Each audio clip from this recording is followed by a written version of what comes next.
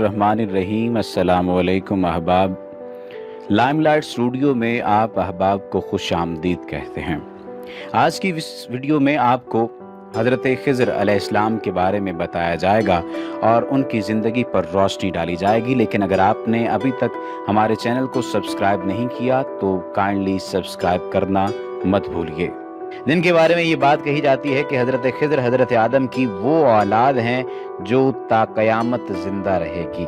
हज़रत खिज़र और आब हयात की हकीकत के बारे में आज की इस वीडियो में आपको बताया जाएगा और हज़रत खिज़र अलैहिस्सलाम की ज़िंदगी के चंद पहलुओं पर भी रोशनी डाली जाएगी।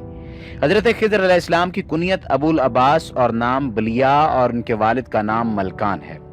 बलिया सरयानी ज़ुबान का लफ्ज़ है, अरबी ज़ुबान में इसका तर्जुमा अहमद है।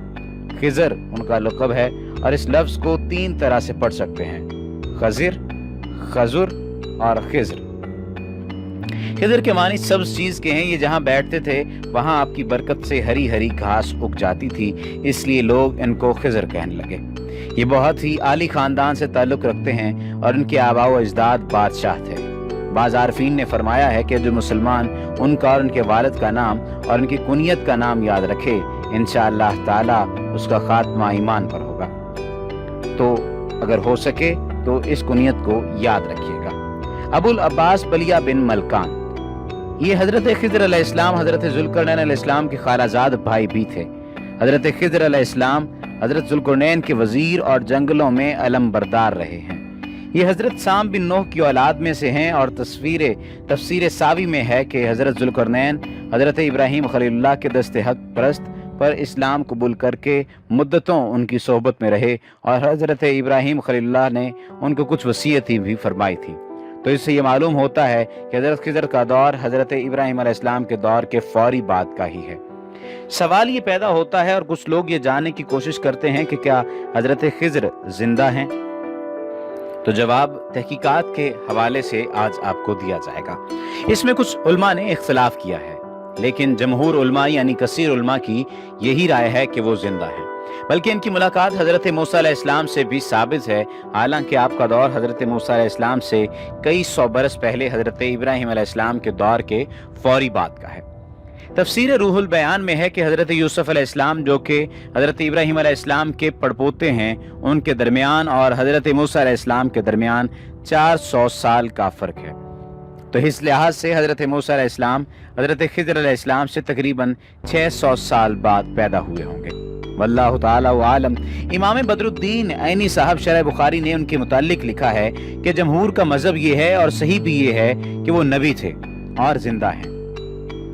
इसी तरह तफसीर खाज़न में है कि अक्सर उलमा इस पर हैं और मशाइख और सूफिया असहाब इरफान का इस पर इत्तेफाक है कि हज़रत खिज़र अलैहिस्सलाम जिंदा हैं। शेख अबू उमर बिन सलाह ने अपने फतावा में फरमाया कि हज़रत खिज़र जमहूर उलमा और सालिहीन के नज़दीक जिंदा हैं। अब आपको आब हयात की हकीकत के हवाले से बताते हैं। आब हयात के मुतालिक बहुत सारे इख्तिलाफात हैं।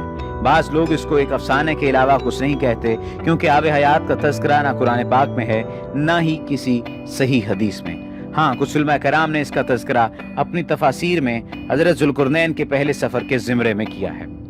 जैसा कि तफसीर खज़ाइनुल इरफान में नकल किया गया है कि हज़रत ज़ुल्करनैन ने पुरानी किताबों में पढ़ा था कि साम बिन नूह की औलाद में से एक शख्स चश्मा हयात से पानी पी लेगा तो उसको मौत ना आएगी। इसलिए ज़ुल्करनैन ने मगरिब का सफ़र किया। आपके साथ हज़रत खिज़र अलैहिस्सलाम भी थे।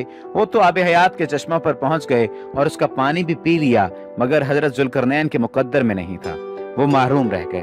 इस सफ़र में आप जानिब मगरिब रवाना हुए तो जहाँ तक आबादी का नामो निशान है वो सब मंजिलें तय करके आप एक ऐसे मकाम पर पहुँचे कि उन्हें सूरज गुरूब के वक्त ऐसा नज़र आया कि वो एक स्याह चश्मे में डूब रहे हैं। जैसा कि समंदरी सफ़र करने वाले को आफताब समंदर के काले पानी में डूबता नजर आता है। वहाँ उनको एक ऐसी कौम मिली जो जानवरों की खाल पहने हुए थी, उसके सिवा कोई दूसरा लिबास उनके बदन पर नहीं था और दरियाई मुर्दा जानवरों के सिवा उनकी ग़िज़ा का कोई दूसरा सामान नहीं था। ये कौम नासिक कहलाती थी। हज़रत ज़ुल्करनैन ने देखा कि इनके लश्कर बेशुमार हैं, ये लोग बहुत ही ताकतवर और जंगजू हैं। तो हज़रत ज़ुल्करनैन ने उनके गिर्द अपनी फ़ौजों का घेरा डालकर उन लोगों को बेबस कर दिया। चुनाचे कुछ तो मुशर्रफ बाईमान हो गए, लेकिन कुछ आपकी फ़ौजों के हाथों मकतूल हो गए। اس طرح تفسیر خازن اور شیخ ابو عمرو بن صلاح نے اپنے فتاوا میں فرمایا کہ حضرت خضر اور الیاس جمہور علماء و صالحین کے نزدیک زندہ ہیں اور ہر سال زمانہ حج میں ملتے ہیں، اور یہ کہ حضرت خضر نے چشمہ حیات میں غسل فرمایا اور اس کا پانی بھی پیا۔ حضرت موسیٰ اور خضر کی ملاقات کے حوالے سے بھی آج آپ کے ساتھ یہ بات شیئر کی جائے گی کہ ان کے ساتھ ان کی آپس میں کس طرح سے ملاقات ہوئی۔ قرآن مجید میں حضرت موسیٰ علیہ السلام اور حضرت خضر علیہ السلام کی باہم ملاقات اپنی نوعیت اور تاثر کے اعتبار سے سراسر ایک منفرد واقعہ ہے۔ موسیٰ علیہ السلام صاحب شریعت پیغمبر تھے۔ ایک موقع پر انہیں باطنی احوال یعنی اسرار کونیاں جاننے کا شوق ہوا۔ اللہ تعالیٰ نے ان کی ملاقات ایک ایسی ہستی سے کرائی جس کے سپرد باطنی معاملات تھے۔ قرآن مجید میں اس ہستی کا نام مذکور نہیں ہے، البتہ احادیث اور تفاسیر میں اس کا نام خضر بتایا جاتا ہے۔ حضرت خضر نے موسیٰ علیہ السلام سے کہا، آپ میرے ساتھ چلتے ہوئے جو معاملات دیکھیں گے اس پر خاموش نہیں رہ سکیں گے، سوال کرنے پر مجبور ہو جائیں گے۔ حضرت موسیٰ نے خاموش رہنے کا وعدہ کیا، لیکن جب انہوں نے پے در پے 3 عجیب و غریب واقعات اپنی آنکھوں سے دیکھے تو ہر بار مہر سکوت توڑنے پر مجبور ہو گئے۔ پہلا واقعہ اس طرح پیش آیا کہ حضرت موسیٰ اور حضرت خضر نے مل کر ایک کشتی میں سفر کیا۔ دریا کے دوسرے کنارے پر پہنچنے کے بعد خضر نے اس اچھی بھلی کشتی کا ایک کونا توڑ کر اسے ناقص کر دیا۔ دوسرا واقعہ یہ تھا کہ ایک مقام پر کچھ بچے کھیل رہے تھے۔ خضر نے آگے بڑھ کر ایک بچے کو پکڑا اور اسے موت کی نیند سلا دیا۔ ظاہر ہے یہ شرعی طور پر گناہ کبیرہ کا ارتکاب تھا۔ تیسرا واقعہ یہ تھا کہ موسیٰ اور خضر نے ایک بستی کے مکینوں سے کھانا طلب کیا تو کسی نے بھی ان کے سوال کو درخور اعتنا نہ سمجھا۔ اچانک ایک شکستہ دیوار دکھائی دی جو معمولی سے دھکے سے گر سکتی تھی۔ خضر نے موسیٰ سے کہا، آئیے ہم یہ دیوار تعمیر کر دیں۔ چنانچہ دونوں اصحاب نے وہ دیوار اثر نو کھڑی کر دی۔ حضرت موسیٰ علیہ السلام کے لیے یہ تیسرا واقعہ بھی بہت انوکھا تھا، ضبط نہ کر سکے اور اس کا مفہوم پوچھنے پر مجبور ہو گئے۔ اس کے بعد حضرت خضر نے حضرت موسیٰ سے کہا، اب آپ مزید میرے ساتھ نہیں چل سکیں گے، البتہ جدا ہونے سے پہلے میں ان واقعات کا پس منظر واضح کر دیتا۔ وہ کشتی جن لوگوں کی تھی وہ اس کے ذریعے مسافروں کو دریا کے آر پار لے جا کر مزدوری حاصل کرتے تھے، یہ ان کی کمائی کا واحد ذریعہ تھی۔ کشتی بہت اچھی حالت میں تھی۔ دریا کے پار ایک ظالم بادشاہ کی حکومت تھی، وہ ان غریب لوگوں سے یہ کشتی چھین لیتا۔ میں نے اسے ناقص کر دیا تاکہ وہ کسی حکومتی کارندے کی نظر میں نہ آئے، اسے ناکارہ سمجھتے ہوئے نظر انداز کر دے۔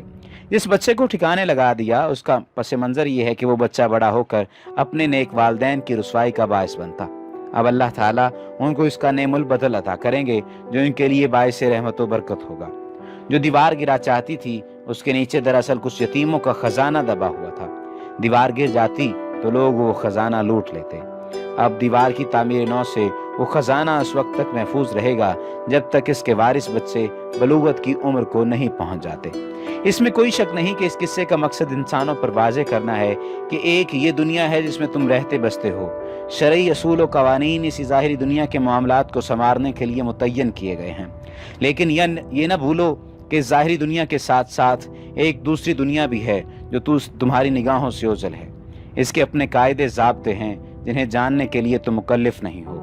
اگر کوئی تمہیں تکلیف پہنچتی ہے تو اس پر صبر اختیار کرو اور اللہ تعالیٰ سے دعا کرو کہ اس تکلیف کے نتائج تمہارے لیے مفید بنا دے۔ اگر خوشی ملتی ہے تو اس پر فخر اور غرور میں مبتلا نہ ہو جاؤ۔ مجھے اس واقعہ کے حکیمانہ پہلوؤں پر غور و غوص کرنے کے لیے کئی اردو تفاسیر دیکھنے کا موقع ملا ہے۔ ان میں زیادہ تر یہی بحث ملتی ہے کہ خضر کون تھے، وہ نبی تھے یا غیر نبی، انسان تھے یا فرشتہ، خضر نام کی ایک ہی ہستی ہے یا ایسے کئی خضر نظام ہستی چلانے کے لیے معمور ہیں، کیا انہیں موت آ سکتی ہے؟ تشریعی اور تکوینی امور کیا ہوتے ہیں اور تکوینی امور تشریعی امور سے کس طرح مختلف ہیں؟ علماء تفسیر نے اس حوالے سے بہت کچھ لکھا ہے، لیکن اس طرف دھیان نہیں دیا کہ اس میں اجتماعی زندگی کے بارے میں بھی بہت فکر آفرین حکمتیں پوشیدہ ہیں۔ چونکہ ہمارے علماء کرام آج کے دور کی پیدا کردہ الجھنوں اور پیچیدگیوں کو نہیں سمجھتے، اس لیے صرف قصے کی غرابت بیان کرنے تک بحث محدود رکھی ہے۔ میرا خیال ہے کہ اس قصے کی حیثیت علامتی ہے، جس میں ظالم بادشاہ اور کشتی کے جن غریب مالکان کا ذکر ہے وہ آج کی دنیا میں بھی دیکھے جا سکتے ہیں۔ پرانے وقتوں میں بادشاہوں کو ہوس ملک گیر بے چین رکھتی تھی، وہ روز ہمسایہ ریاستوں پر چڑھائیاں کرتے رہتے تھے، مقصد مال و دولت لوٹنا ہوتا تھا۔ اپنے لاؤ لشکر کے لیے انہیں کشتیوں کی بھی ضرورت پڑتی تھی۔ جب ان بادشاہوں کے کارندے رعایا میں سے کسی کے پاس صاف ستھری اور مضبوط کشتی دیکھتے تو اس سے چھین لیتے تھے۔ جس سے کشتی چھینتے تھے اس کی فریاد سننے والا کوئی نہیں ہوتا تھا۔ آج کی حکومتوں کا کردار بھی اس سے مختلف نہیں ہے۔ ہمارے علماء دین یہ نہیں بتاتے کہ آج کی حکومتیں بھی اپنے خزانے بھرنے کے لیے اپنی رعایا سے بہت کچھ چھین لیتی ہیں۔ امید ہے کہ یہ ویڈیو آپ کو سوچنے پر بھی مجبور کرے گی۔